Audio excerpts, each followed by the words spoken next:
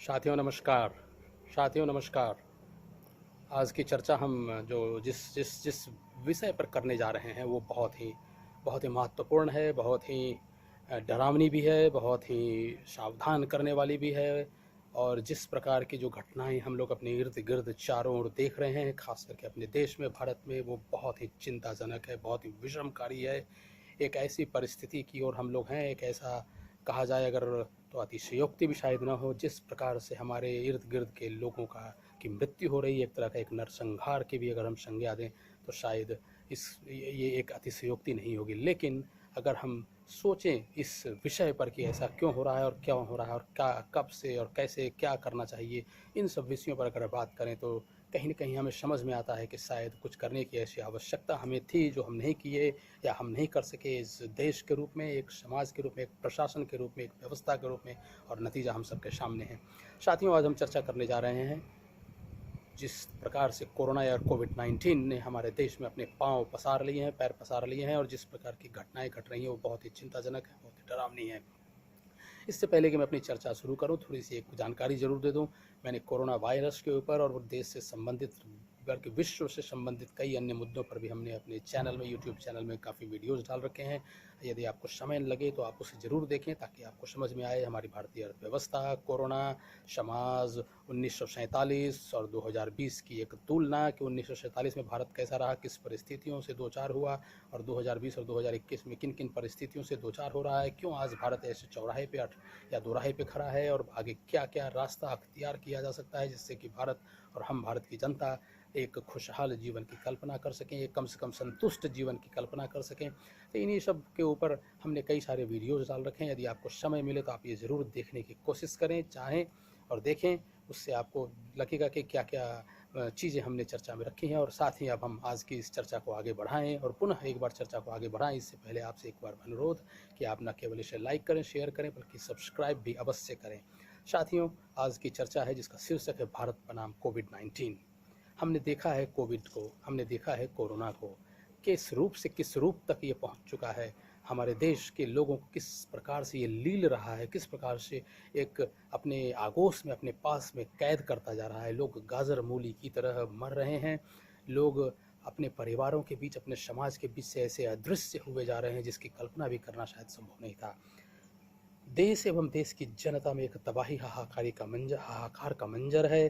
प्रधानमंत्री और मुख्यमंत्रियों का अक्षम नेतृत्व बिल्कुल सामने दिख रहा है। देश का आर्थिक, सामाजिक और राजनीतिक वातावरण ही ऐसा लगता है कि आज ऑक्सीजन रहित है। हम अपने मरीजों, अपने लोगों की क्या बात करें जो कोरोना से प्रभावित हैं या कोविड-19 से प्रभावित हैं, बल्कि ऐसा लगता है कि देश का आर्थिक, सामाजिक, प्रशासनिक, राजनीतिक वातावरण में ही ऑक्सीजन गायब हो चुका है।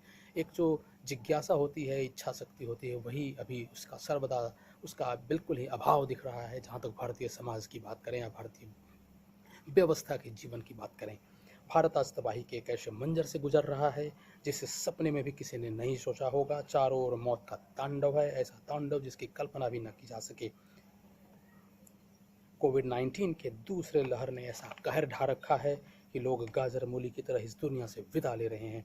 पिछले 15 महीनों से शायद भारत ने कोई सीख नहीं ली और नतीजा हम सबके सामने है।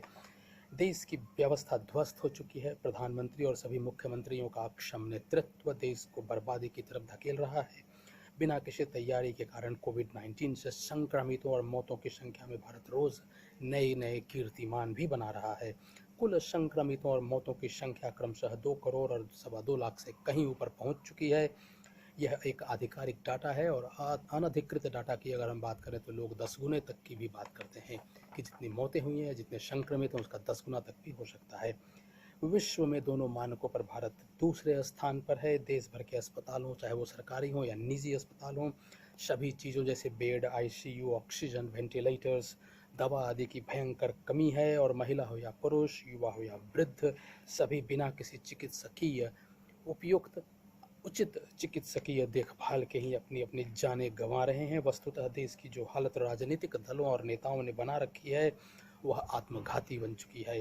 सांसदों, विधायकों की खरीद फरोख्त में दक्ष एवं मस्त केंद्रीय सरकार स्वास्थ्य संबंधी बुनियादी सुविधाओं के इंतजाम में बुरी तरह विफल रही है। प्रधानमंत्री नरेंद्र मोदी के दौर में नकारात्मकता, निगेटिविटी न केवल बुरी तरह हावी है, बल्कि अपने पूरे चरम पर है।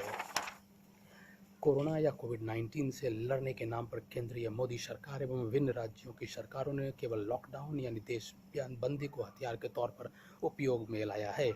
इसके अतिरिक्त ऐसी कोई तैयारी किसी भी सरकार ने न तो की, न तो कभी करने की कोशिश की, और नतीजे हम सबके सामने हैं। सरकारें लॉकडाउन लगाकर अपने कर्तव्यों की तीसरी समझ लेती हैं। लॉकडाउन यानी जीवन में ठहराव, जबकि भगवान श्री कृष्ण ने श्रीमद् भागवत गीता में बताया कि जीवन का उद्देश्य ध्येय केवल कर्म और केवल कर्म ही करना है, यहाँ तक कि उसके परिणामों के बारे में भी नहीं सोचना है। महर्षि चारवाक, जो भारतीय वैदिक सभ्यता के एक बहुत बड़े महर्षि रहे हैं, उन्होंने भी जीवन को नाम दिया है चरैवेति, अर्थात चलते रहो चलते रहो। रुकना या ठहराव का अर्थ है मृत्यु। लॉकडाउन को समझने के लिए एक और उदाहरण मैं देना चाहूँगा। वन यानी जंगल, अभयारण्य और चिड़ियाघर में पशु पक्षियों के रहने की अलग अलग व्यवस्था होती है। आप लोग सब जानते होंगे, जंगल है, एक अभयारण्य होता है और एक चिड़ियाघर होता है। जंगल या वन जो होता है वो प्राकृतिक है, जानवरों के हिसाब से, पशु पक्षियों के हिसाब से वो प्राकृतिक है। अभयारण्य जो है मानव निर्मित है, इसमें सीमाएं रहती हैं। चिड़ियाघर जो है इसे हम लॉकडाउन के समान कह सकते हैं। पशु पक्षी वन में सबसे अधिक घर के जैसा और अभयारण्य में थोड़ा कम, और चिड़ियाघर में सबसे कम, यानी लॉकडाउन महसूस करते हैं। चिड़ियाघर यानी लॉकडाउन में पशु पक्षियों को अपने भोजन और अन्य दैनिक आवश्यकताओं को खोजने या व्यवस्थित करने की स्वतंत्रता नहीं है। चिड़ियाघर में चूंकि सभी पशु पक्षियों को एक बंद जैसे माहौल में रखा जाता है, तो स्वाभाविक है कि उन्हें वो स्वतंत्रता नहीं है कि वो अपने भोजन की तलाश कर सकें, अपने दैनंदिन दिन रोज़ की आवश्यकताओं की देखभाल कर सकें, खोज कर सकें, पूरी कर सकें। और इसीलिए वहाँ चिड़ियाघर के जो अधिकारी होते हैं वो उन्हें खाना पानी से लेकर, दाना पानी से लेकर हर वो चीज़ मुहैया की जाती है जिससे कि उनका जीवन संतोषजनक, आरामदेह और रहने लायक बन सके।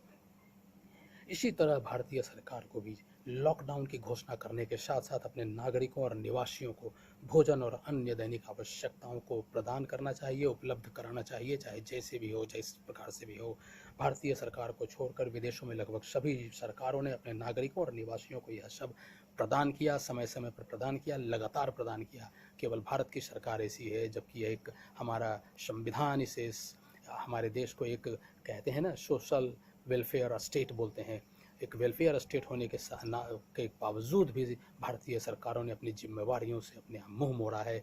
ऐसी जिम्मेवारी जिसकी बहुत ही आवश्यकता थी और जिसे उन्हें किसी भी परिस्थिति में येन केन प्रकारेण इसको अंजाम इसका इंतज़ाम करना ही चाहिए था। कैसी विडंबना है कि भारत में एक तरफ मंत्रियों, सांसदों, विधायकों, सरकारी एवं अर्ध सरकारी कर्मचारियों को बिना किसी काम के या छोटे मोटे अल्प कार्य निष्पादन के प्रतिमाह वेतन दिया जा रहा है, और दूसरी तरफ बड़े व्यवसायी से लेकर छोटे व्यवसायी, मध्यम वर्ग के स्व व्यवसायी, निजी क्षेत्र के कर्मचारी, प्रतिदिन कमाने वाले, किसान, मजदूर, गरीब आदि को न केवल उनके हाल पर छोड़ दिया गया है, बल्कि परिस्थितियां उनके लिए और भी अत्यधिक विषमकारी बना दी गई हैं। भारतीय अर्थव्यवस्था जबकि बहुत हद तक इस दूसरे वर्ग पर ही निर्भर है। किसी भी रूप में अगर भारतीय अर्थव्यवस्था की बात करें तो दूसरा वर्ग कहीं अधिक सहयोग करता है, कंट्रीब्यूट करता है, योगदान करता है। केंद्र एवं राज्य सरकारों ने देश की जनता से न केवल काम करने एवं आमदनी करने के वातावरण को ही छीन लिया है, बल्कि दैनिक जरूरतों हेतु खर्चों के लिए भी धन उपलब्ध कराने के उत्तरदायित्व से ही भाग गई। जनता या तो कोरोना बीमारी से मर रही है या तो भूख से मर रही है। केंद्र एवं राज्य सरकारों ने हालात इतने खराब कर दिए हैं कि बुनियादी स्वास्थ्य, शिक्षा और आपूर्ति सेवाएं भी दुर्लभ हो चुकी हैं। भारत जैसे महान देश के इतिहास में ऐसी स्थिति सदियों में भी शायद ही कभी हुई होंगी। शारीरिक दूरी की सलाह देते हुए सरकारें लॉकडाउन लगाकर लोगों को घरों में बंद रखना चाहती है, लेकिन वे इस समय का सदुपयोग स्वास्थ्य, शिक्षा, आपूर्ति आदि सेवाओं को दुरुस्त करने में भी इस्तेमाल नहीं की हैं, लगभग असफल रही हैं।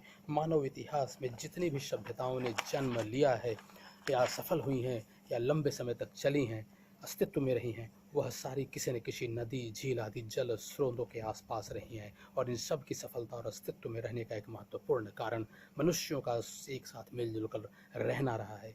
समस्याओं से लड़ने, जूझने और कार्य निष्पादन में एकजुटता काफ़ी महत्वपूर्ण है, लेकिन यहाँ पर सरकारें समाधान के रूप में केवल और केवल लॉकडाउन लगाना जानती हैं, लोगों को बांट कर रखना चाहती हैं या जानती हैं। लॉकडाउन लगाकर वो अपनी जिम्मेदारियों, उत्तरदायित्व को पूरा समझ लेती हैं। मनुष्यों और पशु पक्षियों के बीच अंतर यही है कि मनुष्य अपनी समस्याओं का समाधान अपने विवेक का उपयोग कर सकते हैं।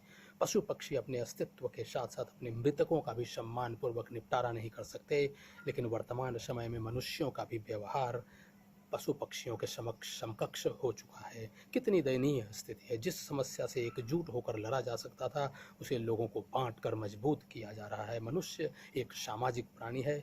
प्रेम, भय एवं आवश्यकता मनुष्यों को समाज में एकजुट होकर रहने हेतु विवश करती है।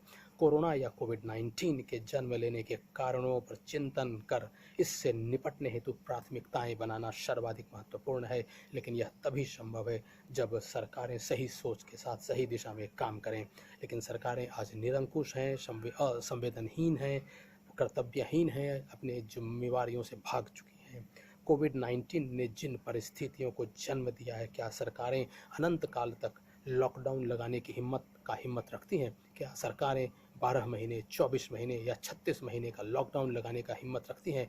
कोरोना या कोविड-19 जो रूप ले चुका है, जिस प्रकार से वो अपनी नए-नए म्यूटेंट्स, नए-नए वेरिएंट्स सामने ला रहा है और जिस प्रकार से वो अपने रूप को चारों तरफ फैला रहा है, अपने आप को फैला रहा है, उससे क्या मैं फिर से एक क्वेश्चन यही प्रश्न फिर से दोहरा रहा हूँ, क्या सरकारें अनंत काल तक लॉकडाउन लगाने का हिम्मत रखती हैं? क्या सरकारें 12 महीने, 24 महीने या 36 महीने तक लॉकडाउन लगाने की हिम्मत रख सकती हैं, कर सकती हैं? भारत में विधायिका, कार्यपालिका एवं न्यायपालिका मृतप्राय एवं ध्वस्त हो चुकी है। आमूल चूल व्यवस्था परिवर्तन ही देश एवं देश की जनता को इस नकारात्मक एवं आत्मघाती स्थिति या अवस्था से छुटकारा दिला सकती हैं।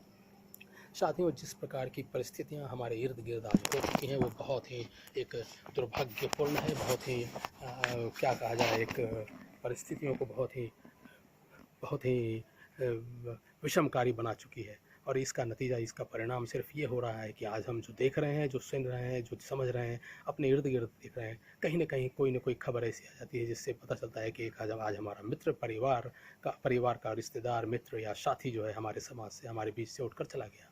साथियों, जिस प्रकार की व्यवस्था और जिस प्रकार की परिस्थितियों को पैदा कर दिया गया है, वो आज हम सबके लिए चिंतनीय है और यह बहुत ही आवश्यक है कि हम बहुत शीघ्र बहुत जल्दी इन परिस्थितियों को अपने नियंत्रण में ले सकें। साथियों, आज की इस चर्चा को मैं समाप्त करूं उससे पहले मैं आपसे एक अनुरोध ज़रूर करूंगा। एक 2 लाइन का शेर पढ़ करके आपसे अनुमति लूँगा कि मैं आज की चर्चा को समाप्त करूँ। कैफ़ी आज़मी ने 2 लाइन का बहुत ही महत्वपूर्ण एक शेर लिख रखा है, जिसका मजमून या जो इस प्रकार है कि बर्बाद गुलिस्तां करने को बस एक ही उल्लू काफ़ी था। बर्बाद गुलिस्तां करने को बस एक ही उल्लू काफ़ी था। हर साख पे उल्लू बैठा है, अंजाम गुलिस्तां क्या होगा। मैं एक बार पुनः इस शेर को दोहराता हूँ साथियों। मैं उम्मीद है कि आज आप जो परिस्थिति हमारे इर्द गिर्द हैं, आप भी शायद मुझसे सहमत अवश्य होंगे कि इस प्रकार की भावनाएं हमारे दिलों में जगह बना रही हैं, स्थान बना रही हैं। और कितनी भी निराशाजनक स्थिति है इससे, जिससे हम निकल सकें, जिससे बाहर आ सकें और सबके लिए आशा भरी किरणों को फिर से पैदा कर सकें, उसके लिए मिलजुल कर काम करने की आवश्यकता है। बर्बाद गुलिस्तां करने को बस एक ही उल्लू काफ़ी था। हर साख पे उल्लू बैठा है, अंजाम गुलिस्तां क्या होगा। कैफी आज़मी के इस शेर के साथ साथियों मैं आज की इस चर्चा को विराम देता हूँ। आप सबके बहुत ही उज्ज्वल भविष्य की शुभकामनाओं के साथ स्वस्थ रहें और सुरक्षित भी रहें, और भविष्य हम सबका उज्ज्वल हो, हमारे राष्ट्र का भी भविष्य उज्ज्वल हो। इन बातों के साथ इस चर्चा को आज पुनः विराम देते हुए सबको पुनः नमस्कार साथियों, धन्यवाद।